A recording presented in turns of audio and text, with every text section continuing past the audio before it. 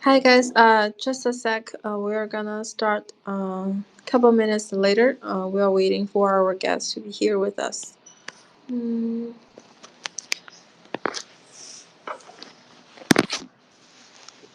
So here's a song.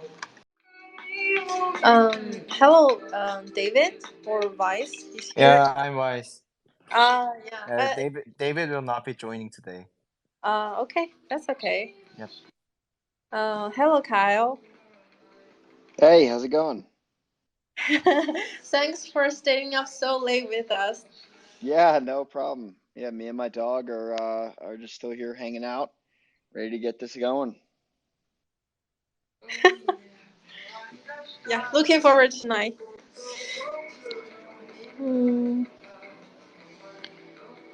Just a sec. We're waiting for Ethan from Polyland. Sorry guys. We're waiting for. Let me check with Ethan. If he can join us, we can start without him first.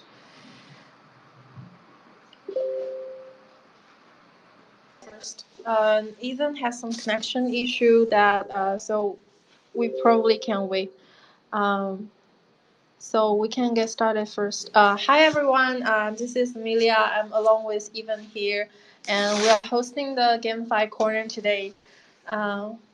Yeah. So have you guys gone to the Eastern Denver this year? And we just got back from there. So and we're heading to GDC as well. So because that we noticed there are more and more interesting games coming out this year, and we feel like it's always brought out by the developers that the gameplay is all that matters. So today we are just trying to dig out more about the gameplay that they are referring to. As usual, welcome to BitMetis Roundtable. And yeah, without further ado, let's dive straight into it. Also, I saw from the Polyland side, maybe we have a new speaker to replace uh, Ethan, I guess. So, shall we still wait for, or just Let's keep start going? without him first. Okay. So, hey guys, Ethan here for our 25 roundtable. We have a group of awesome guest speakers in the house. Really nice to have them with us to share their stories and future plans at our roundtable. I'm really excited to hear about what they've been up to lately. So why not tell us more about yourself, and your game, so that our audience can better understand. Maybe we start with Vice. He's an old friend from us. Vice. Yeah, hello everyone. Thanks for the invite, Amelia. And yeah, I'm looking forward to talk today. And my name is Wise, and I'm a marketing manager at Unopened. But today I'm here on behalf of DerbyStars, a AAA horse racing game on Polygon. So to give us some updates about the DerbyStars, like we've launched the early access version of the game on February 27th last week, where DerbyStars NFT owners can experience the unique gameplay of DerbyStars, which is still in development. So it will be open till like March 20th to gather feedback and collect data through the in-game plays. And it will be used to make better alpha release, which is scheduled on first half of 2023. And right now we have prepared various events to encourage players to join our early access build with like grand total 6.1 million RON, which is a governance token of the DerbyStars, and with the various in-game items like CRT and energies, we have prepared many things to boost up your plays. So I strongly recommend you guys to try a game after listening to the space today. And yeah, I've been playing it every day after I finish my work. So yeah, I guarantee the quality of the game. Yeah, we saw a lot of gamers of DerbyStars are sharing their gameplay videos and just some guidance. And the art style is really fancy, and I see a lot of great feedback. So, and I understand that the game is open for early access right now, right? So everyone can buy their luck in the game. Yeah, it will be open for a limited time as this game build is not complete, and we need to gather some data to make a better gameplay experience. And for the videos you guys are seeing is we have launched the ecosystem program, which is a program to support streamers and creators in DerbyStars community to to help them create some onboarding videos for various regional users to join. For example, like here's the OX key. He is one of our ecosystem program here. He is creating the contents in Chinese so that Chinese users can understand Derby Stars more easily. Yeah, which means we can see more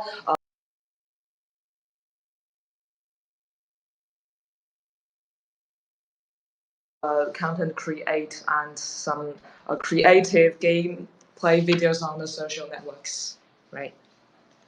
Yeah, that's right. I think like community driven content is more powerful than creating contents by the project itself because it will be more diversified and there will be a various perspective from the users. So yeah, I really enjoy watching our ecosystem partners creating the contents. Thanks, Vice. Yeah, by the way, he's also a friend of us, so no stranger here. The next is Kyle.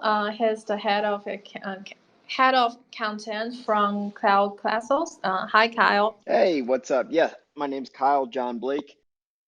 I'm head of content for Cloud Castles.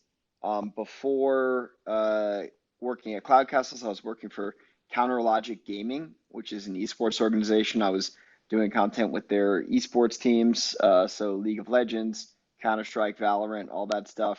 Before that, I was at Madison Square Garden working with the New York Knicks and the New York Rangers, some big brands, including Pepsi, Delta, Lexus, Chase. And then before that, I was at Barstool Sports and Bleacher Report. So I've had a pretty interesting career in sports and media and content. And I really discovered crypto gaming in around 2020 when I was at CLG. And I said, wow, this technology and the way they're applying blockchain technology to video games is going to change video games and it's going to bring the market in a good direction. So I said, for sure, I need to start working in this. And I hooked up with the founders at Dig, and they ended up hiring me. And then since then, we've been building Cloud Castles and all the content around Cloud Castles. Thanks, Kyle. I have to say again, we are really appreciate your time here, and thanks for joining us. And it's podcast is kind of like Elden Ring because I checked the gameplay and the graphics looks really exquisite, and yeah. Yeah, I guess you could say we don't really like to compare ourselves to other games completely, but there are definitely similarities. So Cloud Castles is an action strategy game where players are basically going to be collecting and evolving fantasy creatures, and we're building it in Unreal Engine 5. So the graphics are cutting edge. I mean, all many of the best games right now are built in Unreal. Our art director is a beast. He came to us from Call of Duty. And we have a lot of talented people on our team who have come from big time AAA games. So if you're curious to see what the game might look like, follow me on Twitter, follow Cloud Castles on Twitter, click on media, and just take a look at some of the stuff that we've been posting. The last 2 Fridays in a row, we posted little clips from one of our gameplay trailers or gameplay teasers. And that's pretty much how the stuff's going to be looking in game. So it's pretty cool looking. Gameplay wise, so we were founded by, we call him JVC, John Van Cunningham. He was the creator of Heroes of Might and Magic. So he loves fantasy creatures, strategy games. So that's kind of the vibe that we're going to be going for. It's going to be like a 5v5 2 players are going to be facing off each other. Each are going to have 5 creatures, and the objective is to capture the others or destroy the other's tower. So I guess in that sense, it's kind of similar to like a League of Legends type of situation where you're trying to defend your base from your enemy creatures. Okay, get it. My friend is actually a Might and Magic fan, and so it's quite like amazing to see the same creator behind Cloud Castles. And talking about Call of Duty, I saw Revenge also mentioned this game in their website. They call itself the Call of Duty of Web3. So I guess you guys may have something to talk. Yeah, speaking of this, hi, Nicholas. Thanks for joining us. Yeah, why don't you introduce yourself a little bit with our... Hi guys, nice to meet you all. Hi. I'm Nicolas. I'm head of partnerships at Polyland and Revenge. Basically, we are doing 2 things here. For the last 2 years, we have been developing on the one hand metaverse, brand focused, but we try to do more than just brand integration. We want to gamify them. And on the other side, we are developing a kind of ecosystem of games. The name of this first ecosystem will be Revenge. We present it as the Call of Duty of Web3. Why? Because we are focusing on the gameplay and on the FPS game style. So the first game will be released in about 9 days. So on the 15th, we will open the private beta to the lucky holders of our loot box. So we have a lot of partners working with us, like Atari and other brands, other Web3 collections, alpha groups, etc., etc. And the goal is from this moment to tease that what we are doing with brands is not only integration, but gamification. You will be able to see the first activation of brands into it, IPs. You will be able to play other games into this game. But the final goal is to deliver a kind of Call of Duty game. So the first one will be a zombie mode, and the next one will be a death match that our community will help to build it. So that's I think a quick overview of the project, but you have the idea. Thanks, Nicholas. As a person who sucks at shooter games and got my brains eaten so many times at Resident Evil, I hope I'll have a better luck when Revenge launched. Okay. Okay, thanks everyone. You guys should know more about our guest now, and let's get to our main topic today. So we think 2023 will be a milestone year for GameFi when many games are finally available for users to play and experience. So, and any major milestones of your game coming you want to share with our community, like some major plans ahead you guys want to share? Who will be the first? yeah, it's pretty casual. You guys can turn it on whenever you feel like it. Yeah, just feel free to turn on mic. Go ahead, bro. Sorry, you go. I was gonna say we have some cool stuff coming up for sure. So anybody who's following us or subscribed on YouTube will see every week or a couple weeks we're putting out teases of what our creatures are going to be looking like in game. We also have a content series called The Making of Cloud Castles, where I'm working and talking with the designers of the game as they design the game, so you can see the behind the scenes action that's going on right now to create the Cloud Castles beta, which we're working on right now. I also have a show called Cloud Castle Conversations, where we're bringing on people from across the industry to just talk kind of similar to this, but it's a YouTube video format. And then company-wide, we're going to be dropping, we're going to have our first NFT drop soon. I don't want to commit to dates. We haven't released any NFTs or anything really purchasable yet. So when we do that, we want to make sure we do it right, and it's something that everybody's excited about. So that is on the horizon. And then of course, a beta. I mean, we're hoping to have something playable shortly as well. That's it for us. Sorry, I cut you off, DerbyStars. Yep. So I think we have launched the early access right now. Even though it's a very limited time. I think the 2023 will be a super busy for DerbyStars team to pushing out better games. So right now, early access have PvE training, which is a training simulation, and get the rewards through the rank through the performance of the horses. And we also have a PvP competition where users can compete with other users' horses. And we have a breeding function open right now. So this is the all we have for the early access right now. But uh, during the 2023, we have so many things to deliver. We have plans to launch a lot of features like right now we only have a CRT available in game, but we will have a full tokenomics, including the RON token, which is a governance token of DerbyStars, and we are going to launch an expanded version, which is called the Alpha build, and avatar customization, rental marketplace, crafting to manage the inflation of the horses, and also the PvP ranking system and the leaderboards to add the interactive contents for users who play the DerbyStars game. So if you guys are curious about us, you guys can check out our plans on DerbyStars.com and the white paper in our official website. And we are going to deliver through our Twitter. So, and additional to this, increasing the onboarding experience of the users, like wallets and like on-off-ramp payments, and also the mobile version will be also available, or it's also in the plan right now. So we cannot wait to show you guys more. Okay, what about Nicholas? Currently, we are delivering the alpha.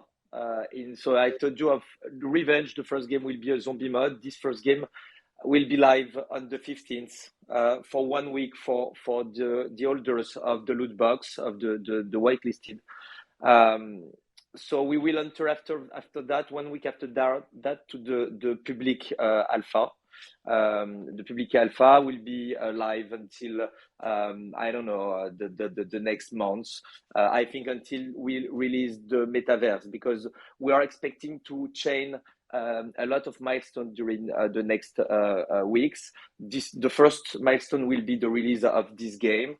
Then mid-April, we will be selling our first NFT collection because we wanted before to sell anything to our community that we wanted to prove them that we were delivering nicely the game that we have been building for 2 years. So mid-April, we will be selling these avatars.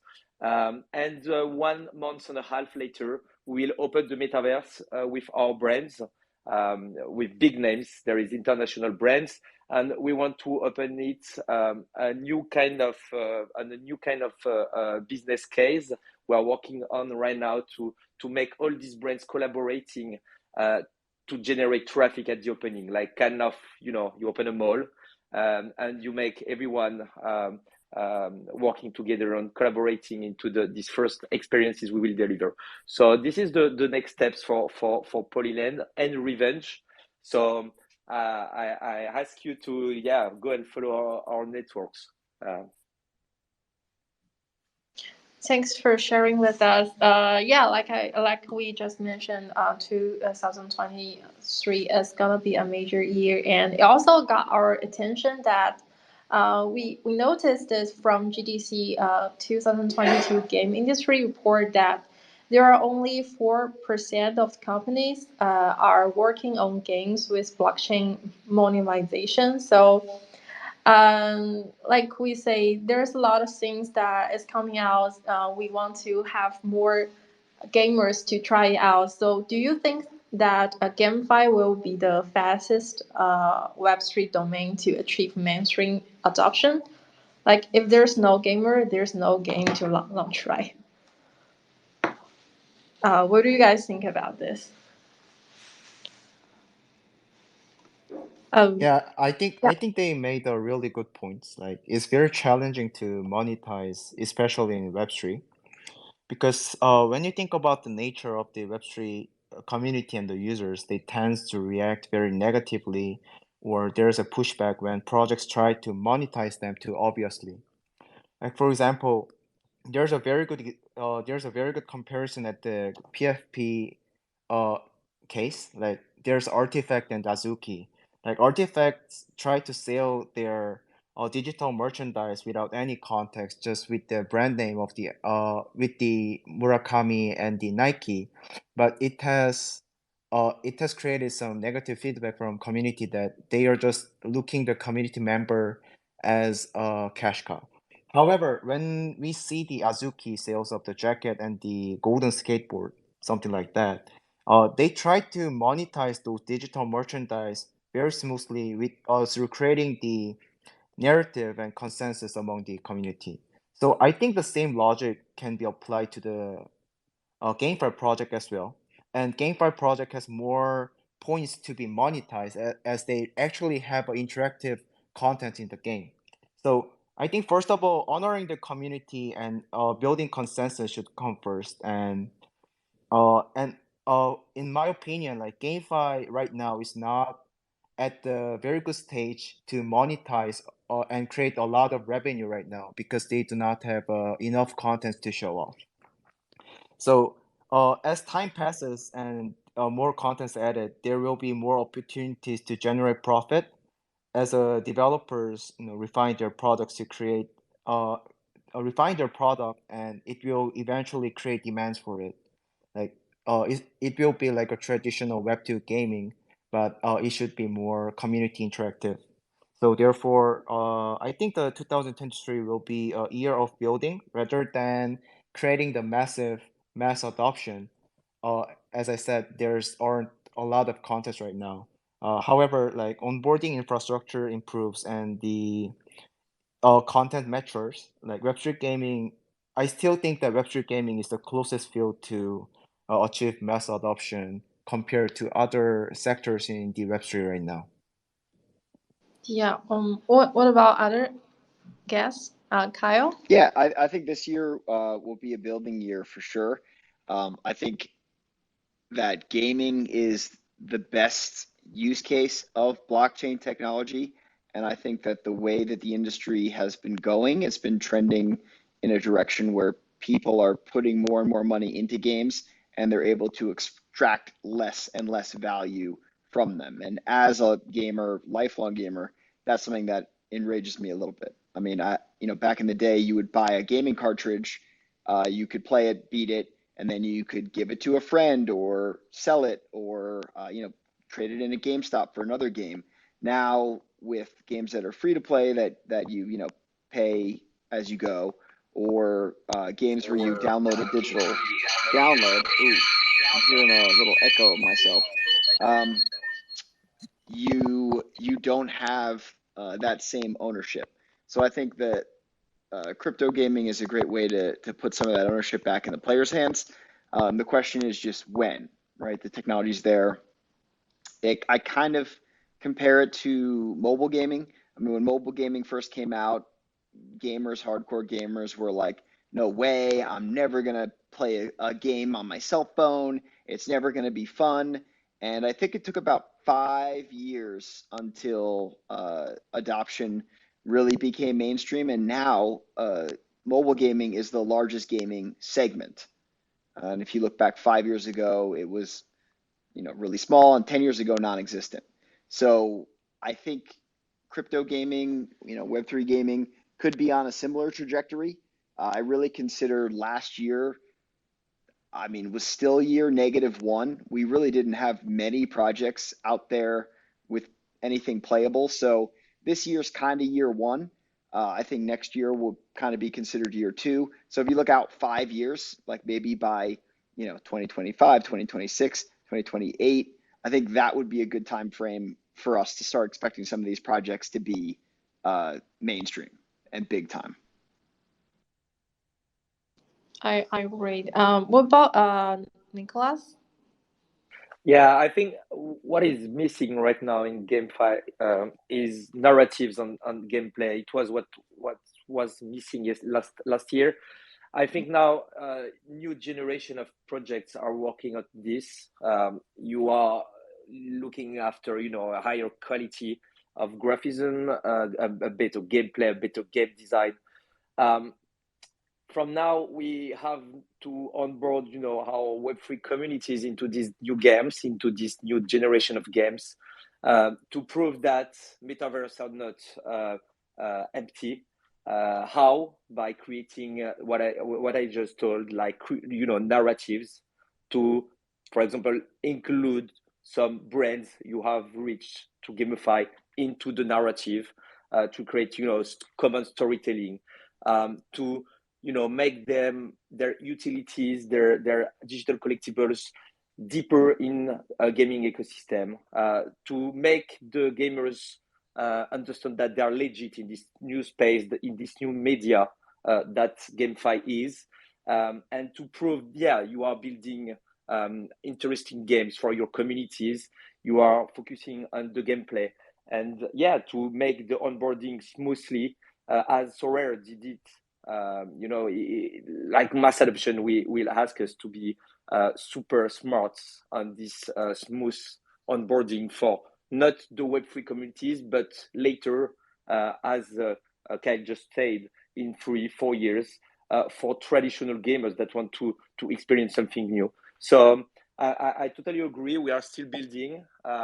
We are trying to be part of this new generation of games, of a new ecosystem, learning of what had not worked last year and the last years.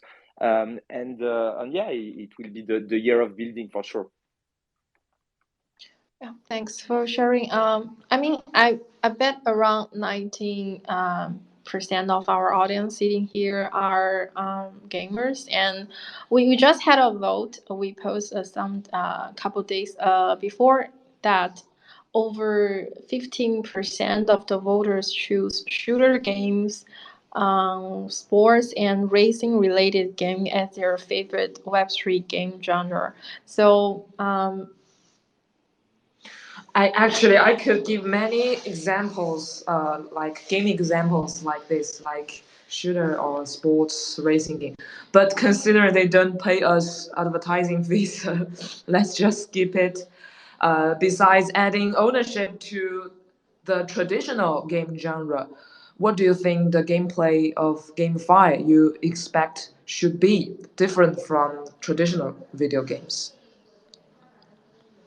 like you guys were mentioned about the game on mobile and game on PC is totally different. So we think that the game on Web3 and game on traditional is also the same thing. So what kind of gameplay of you guys would expect it that it should be different from traditional games? Besides adding ownership to the traditional game. Yeah, because we heard that a lot. We expect more creative answers. I think maybe Kyle can go first. As a lifelong time gamer, you should have a lot say in this.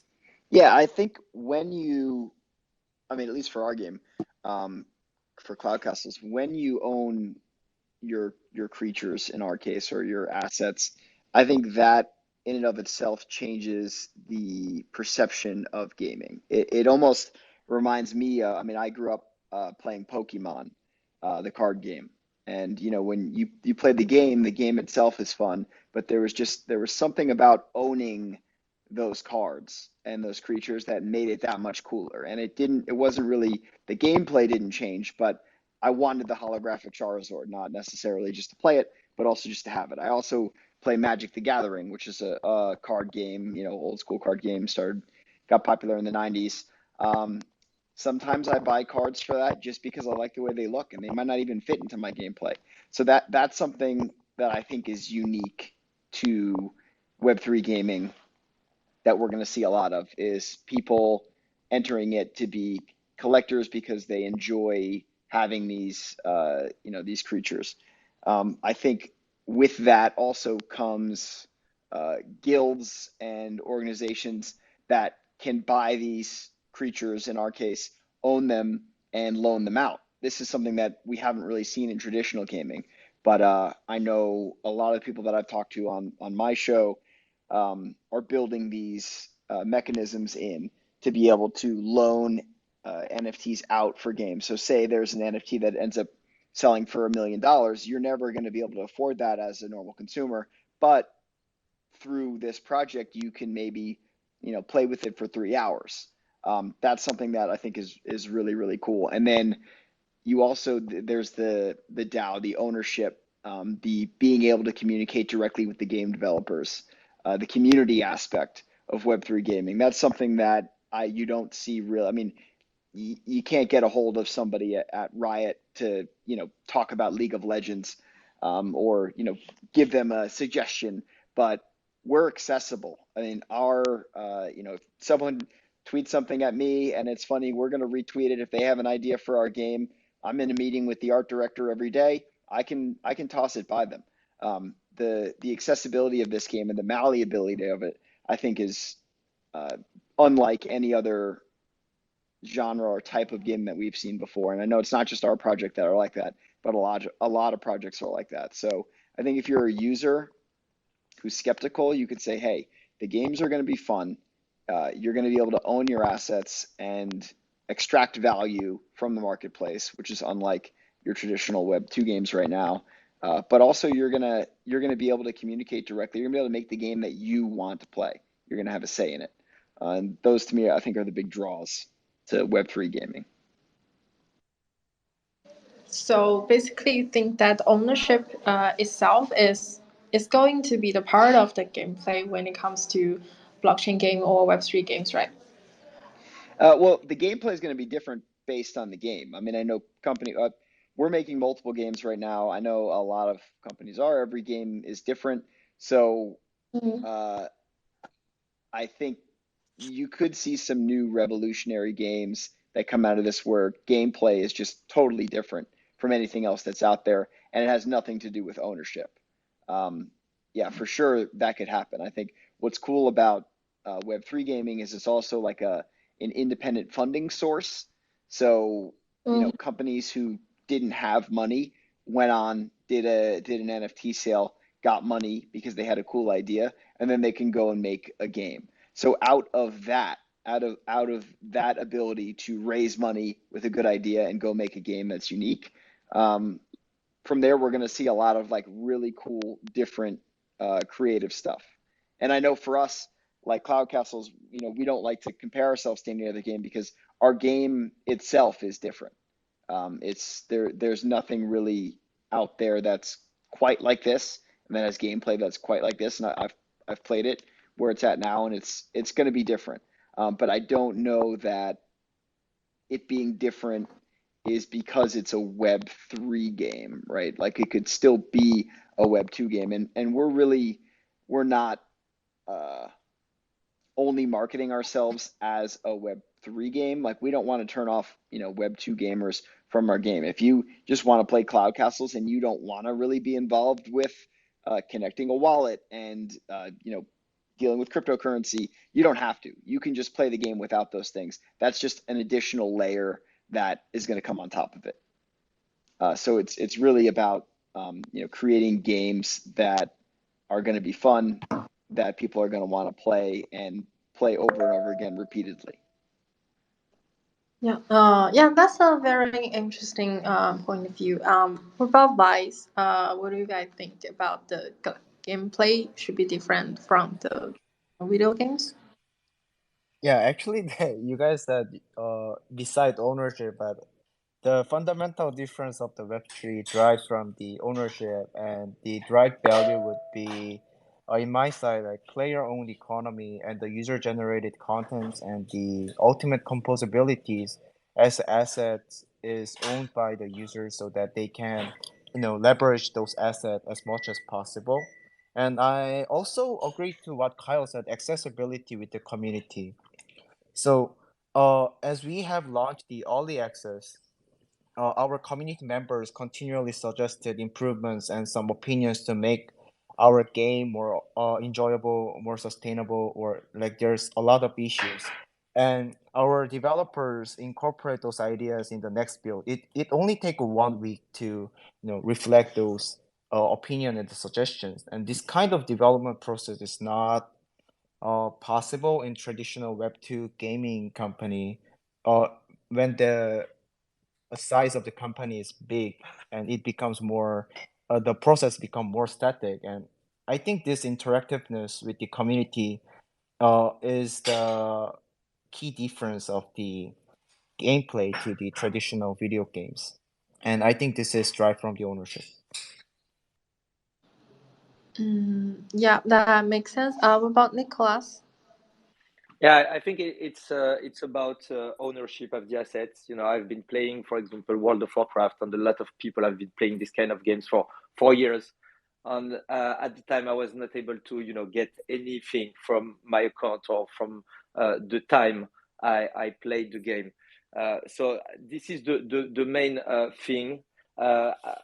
There is also this question of communities. These GameFi projects, metaverse or more gaming focused, are all looking for collabs, all looking to integrate other IPs. Sometimes, the more mainstream one. Sometimes they are more looking after the same project as the artistic direction, but the objective is the same: is to build with the community, to mix the communities, and to get your community involved into the development of the project. So I think that these are the most important thing. The gameplay could be different. It could be also the same, depending what kind of games you are developing. For example, we are trying to do the Call of Duty of Web3, so we are not doing something really new, but just in the way we bring it to the community, and the way that the gamers will be able to interact with each other. We are, I think, modernizing that. So yeah, I think I agree with all of you guys. Yeah, thanks, Nicholas. I think the reason that we care so much about gameplay is that gameplay plays a decisive role in making users having a unique experience. And so many topics about gameplay that we were discussed, but in our opinion, the final core value of a game is still the player, right? So even if the graphics are exquisite, but the gameplay is so boring, you still won't have a great experience. So what's your guys' opinion, and how to make the players feel like they matters in your game, or what's the experience they can expect from your game? I'm really curious. We can start with Kyle.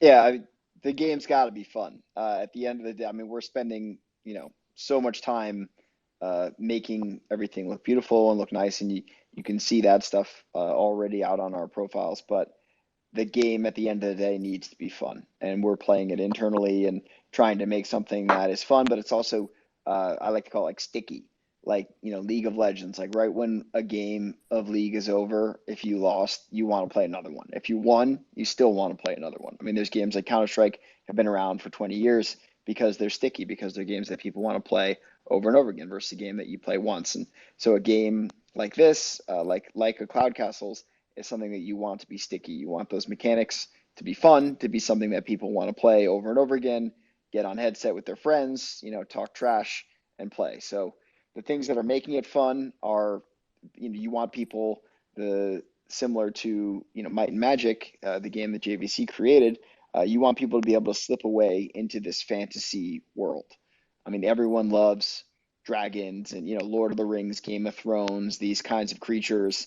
Being able to control them in a floating island environment and go head to head against someone else and see who has the best strategy, who has the strongest creatures.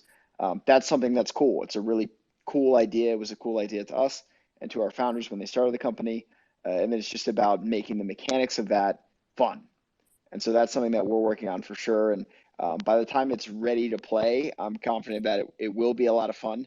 And I'd hope that people will just come check it out. And if you have an idea for something, hey, it could be better because of this, like everyone's been saying, that's the best part about Web3 is that you can reach out to me, reach out to someone from the game team, and that change very well could make it in the final version or the next update of the game, which is awesome. So like we want to make the game that you all want to play, not just us. We want to make a game that everyone wants to play. So every idea is on the table with us. Thanks, Kyle. Yeah, I want to get back this to Nicholas, because I remember that you guys can the gamers, they can vote for the game environment, like for sci-fi or war or something like this, right? Yeah, I read patiently, and it's quite Yeah. So, what's impressive. your opinion about this, Nicholas? Sorry.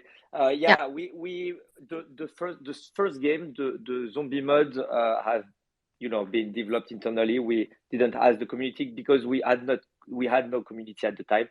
But the second game, which is a deathmatch mode, will be under the vote of the DAO. So you will be able to vote for the environment. You will be able to vote for the weapons, next season of weapons.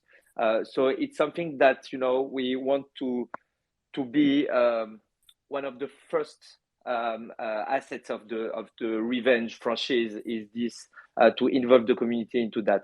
So how does it works? Each NFTs you own, avatars or weapons or whatever, has a right to vote for you, and include you into the development of the next game. So we are taking into consideration all of the needs and the expectations of the gamers, and it will be for the second game, for the deathmatch mode. Thanks, Nicholas. What about Vice? What kind of experience you gamers can expect from your from DerbyStars? Yeah, I strongly agree to what Kyle said. Like contents and the fun of the game, this is the fundamental of everything. Everything starts from here. So it's important to prioritize the contents and creating the engaging and interactive gameplay experience for user is the number one priority, which cannot be replaced. However, besides the gameplay, like what Web3 makes players matter into our game is like players can make suggestion, and this suggestion can be applied to the game more, and which will make them feel like they have an impact on the game and make them feel like their contribution matters. And I think this will eventually uh create an aligning various stakeholders into the fun of the game, and this community around the game, and fostering the sense of ownership among the players. Like they can feel like they are important part of the entire ecosystem, not just the small part of the game. So I think the expanding the experience outside the game is also important. However, this approach is still immature in my opinion, and it needs a long term to be built. So I think the contents and the fun of the game is a must to build this kind of digital nation in long term. Yeah, I agree. Still a long journey to go. Just a side topic. I'm just wondering if you guys have any plans on doing some tournaments event. Because I heard from other games like the Ultraverse. They're all thinking that the tournaments will be play a big part of this year. So, do you guys have any plans? Host some tournaments for the gamers? Oh, actually, we have a PvP ranking system and the season system, which will be similar to tournaments and the competition at the upcoming alpha build. And we expect it at the first half of our roadmap. So yeah, we'll try to share it when it's available. What about Kyle and Nicholas? Your game have any plans? Yeah, I mean, I come from an esports background. I love live streaming tournaments, and I personally would love to be commentating on them as well. I think that would be a blast. That's something that's for sure in our future, probably not for a bit, but right now we're actually, we do have tournaments for our community. We're doing poker tournaments right now. So we just did one a week ago and we have another one coming up. So if you like poker and you want to come hang out, win some prizes, sign up for one of our poker tournaments. Teaser, I might be doing play-by-play for the finals of one of the upcoming poker tournaments. So yeah, we're hoping to definitely get into that, get the ecosystem built now, and then when the game is out, for sure want to be live streaming, televising some of our tournaments. And yeah, from our side too, we will in the first time, as the first game is more PvE than PvP, we will more activate our community, schedule tournaments internally, like killing the most of the zombies and earning some rewards, twitching it and streaming it. But then when we will be talking about the PvP mode, the deathmatch, for sure we will organize tournaments externally this time. We are working, for example, in France with MVP, the guild MVP, and they are organizing this kind of events for Cross the Ages, Illuvium, and other well-known projects. So we aim to do the same on the midterm. But first, it will be internally with our community and can more little tournaments for this first zombie game. Thanks, everyone. Thanks for your. We're so glad to hear all your thoughts and insights. Looking for, but due to the time limit, we may say goodbye now. Looking forward to more exciting updates. This has been a cool space as always. So glad to get connected with you guys all, and I hope everyone listening has got something out of this roundtable and got to know more about our amazing guest speakers and their awesome projects. Before the end, we'd like to announce our newly updated features, BitMetis Ambassador Program. We are thrilled to introduce this exciting new program that combines the Torch program and the new Pathfinder program to fully active our community's capacity and maximize the benefit for our supporters. No matter who you are, we welcome you to join us in the effort. Whether you are an influencer, a tech guru, a creative mastermind, a feedback pro, or simply a kind-hearted supporter of the community, we want to reward you for your contributions with our tokens. More details can be checked our pinned tweet.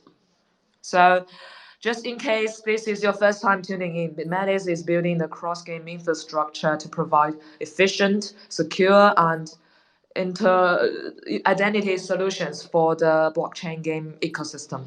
All right, that concludes today's roundtable. Thank you all again for being here with us today, especially Kyle. Maybe you can have some rest now. Yeah, it is now officially 3 o'clock in the morning, and this was awesome. I'm glad everyone was able to come on.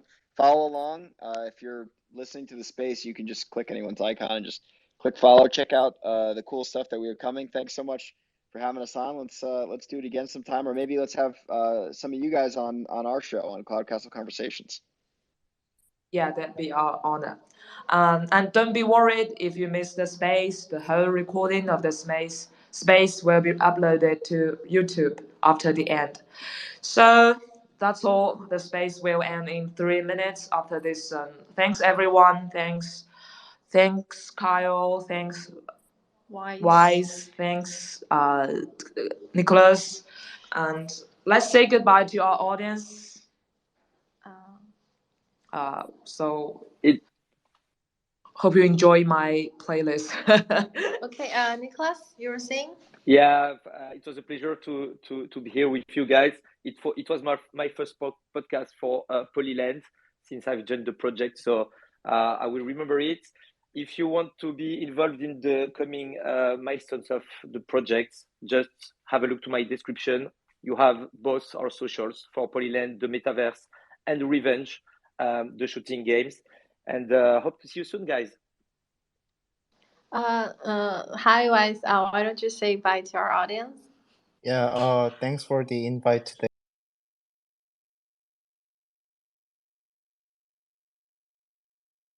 Amelia. And yeah, our early access will be open till March 20th, so don't forget to try our game. And even though you do not have a horse, you can join our game to log in and get some rewards. So this is alpha from us. Yep. Goodbye, everyone. Bye. Bye, guys. So this is one of our music. Hope you guys like my playlist as usual.